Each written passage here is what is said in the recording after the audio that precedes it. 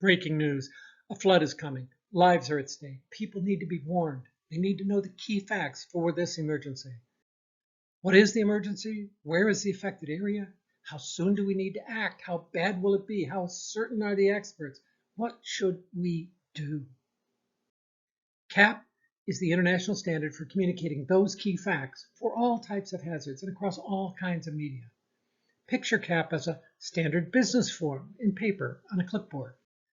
According to your role, responder, manager, journalist, school principal, you might need to supplement the key facts, but everyone involved in the emergency should have at least these key facts communicated by a CAP alert. I'm going to cover 4 major topics, starting with opportunity and challenge. Much of today's public alerting is based on mass media, such as broadcast radio and television.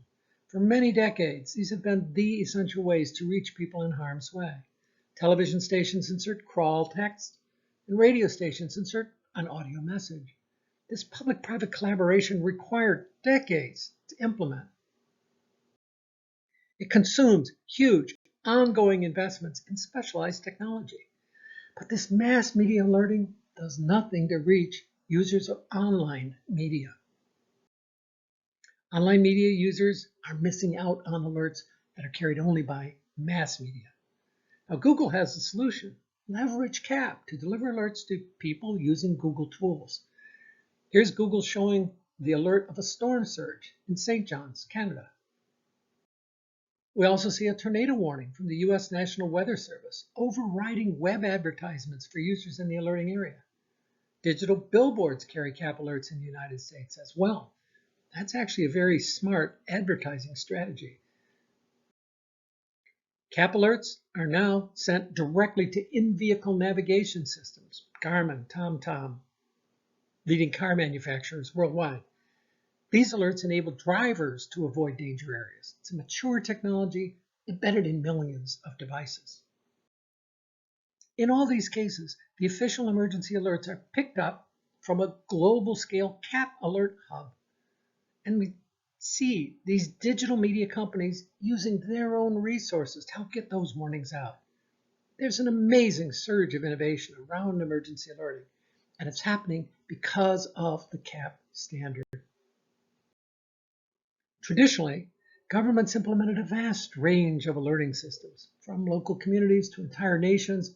Societies everywhere have a patchwork of systems.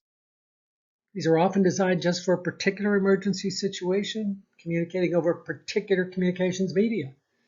Without the CAP standard, it was impossible to achieve all hazard, all media public alerting on broad scales. CAP took emergency alerting beyond this crazy patchwork. With CAP, simple tools can be used to get those emergency alerts to affected people, wherever they are, whatever they are doing. I'd like to highlight certain benefits of CAP. CAP makes it quicker and easier to issue alerts. Alerting authorities without CAP issue alerts by making phone calls, sending faxes, sending emails, posting to web pages, posting to Facebook and Twitter, and so on. These activities consume time, distracting from the mission of composing accurate and actionable alerts. With CAP, a single alert disseminates quickly over the multiple alerting methods. From the receiver perspective, CAP is the fastest way to get alerts from an alerting authority, and CAP is also less error-prone. In a complex emergency, information of many types must be assimilated from many sources over scales ranging from local to national, maybe global. Alerts are a big part of that. Without CAP, this variety makes alerts difficult to get, to use, and to share because they're communicated in so many media and formats. With CAP alerts, information gathering and analysis is much easier. Use of CAP supports this emergency management function called shared situational awareness, or maintaining a common operating picture. Here we see CAP alerts being displayed on a map interface, and maps like this help audiences understand complex or evolving emergencies. Trust in an alerting system is eroded when people miss out on alerts. Trust is also eroded when people get alerts not intended for them. These happen often with systems based on plain text. With CAP, the alerting areas can be precisely defined with polygons or circles, in addition to the area description text. Many people in harm's way are underserved with current public alerting because they are blind or deaf or cognitively impaired, or they don't understand the language used in the alert. These people can be better served by exploiting the data in CAP alerts, as well as leveraging automated translation. Now, some types of hazard occur so suddenly that seconds mean the difference between timely, life-saving alerts and alerts that just arrive too late. Examples: earthquakes, tornadoes, tsunami, flash floods, volcanoes, landslides, terrorism. CAP alerts can be posted immediately and then immediately disseminated, sometimes within seconds. Also, the CAP alerts are digital. That enables immediate action not only by people, but by devices such as sirens, highway signs, train controls, and other automated mechanisms that help save lives. Multiple authorities get involved in a complex, extensive, or revolving emergency. So scientific and technical agencies are expert at characterizing a hazard threat, but not empowered to instruct people on actions such as evacuation. So their CAP alert might say, monitor local media for instructions from your civic authority. Now, the civic authority can instruct people on actions such as evacuation. So their CAP alert can quote the scientific and technical agency and then include those instructions on evacuation routes. When an emergency is complex or extensive, it's also common to have nested or overlapping jurisdictions. Use of CAP by all alerting authorities as the emergency unfolds helps ensure those key facts are communicated coherently.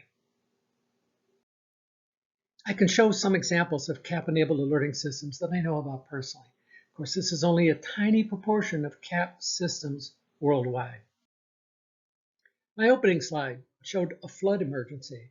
Here we see CAP used in the International Flash Flood Guidance System. Here's India's CAP-based Integrated Disaster Early Warning Platform used by disaster management authorities. Aggregation proceeds from the village and city level through the district and state levels and up to the national level. All mobile network operators, as well as All India Radio, are integrated. Support for English, Hindi, Malayalam, and Tamil allows 65% of the population to get alerts in their regional language. China's CAP-enabled alerting gets warnings from different agencies and releases them to the public over television, radio, mobile, internet, and others. It includes 1 national, 31 provincial, 343 municipal, and 2015 county centers. China's CAP newsfeed is aggregated as well into these global-scale CAP alert hubs. Let me conclude this sampling with CAP uptake globally. Today, about 90% of the world's population lives in a country with at least one national CAP newsfeed operating or in testing. Those show as green and yellow on this map. The countries in gray haven't even begun to implement CAP as far as I know. A large percentage of these are developing countries.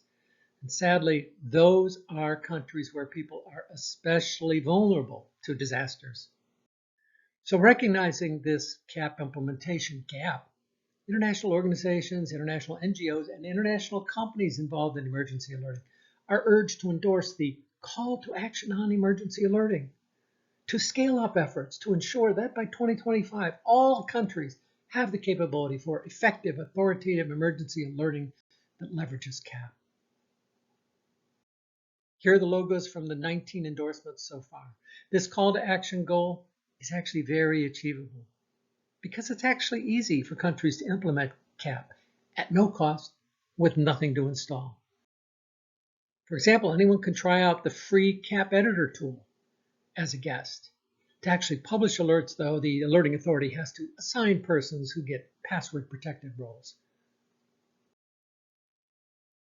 Many commercial companies have remarkable CAP services. Google Public Alerts brings users relevant emergency alerts through everyday services like Google Search, Google Maps, Android push notifications. AccuWeather has integrated publicly available warnings. AccuWeather apps and their partner apps reach 1.5 billion people globally. The Weather Company distributes meteorological alerts and forecasts, powering over 2 billion global mobile devices. And MeteoBlue offers a similar suite of services. The IBM Intelligent Operations Center for Emergency Management supports CAP. So does Microsoft CityNext. And those CAP alerts are used by security services like Pinkerton Global Risk Group. There's more to say about CAP alert hubs. A CAP alert hub makes it easy to get alerts from multiple sources at a single location. This is really important because there's already many thousands of CAP alert feeds. The hub just aggregates the CAP feeds published by the alerting authorities and republishes those alerts almost as soon as they are first published. It's important, though, to emphasize the CAP Alert Hub provides only a copy of the alert. It does not have the role of an alerting authority. You think of CAP Alert Hub as a publisher rather than an originator or editor. The United States Integrated Public Alert and Warning System is a CAP Alert Hub. It aggregates CAP alerts from more than 1,600 federal, state, local, tribal, and territorial alerting authorities. With so many CAP sources available, it's essential to offer this consolidated CAP newsfeed at national scale. And this IPAWS feed is aggregated into the global scale CAP alert hubs. The Meteo Alarm System is operated on behalf of 37 European national weather services and publishes a CAP feed specific to each nation. This aggregation of CAP news feeds serves European scale needs while also serving each nation's needs. The Meteo Alarm national CAP feeds are aggregated by global scale CAP alert hubs as well. Here's one of those global scale CAP alert hubs. The International Federation of Red Cross and Red Crescent Societies, IFRC, offers this as a free source of published CAP alerts. IFRC Alert Hub leverages these emergency alerts for all manner of emergency preparedness and response activities at all scales, city, country, global.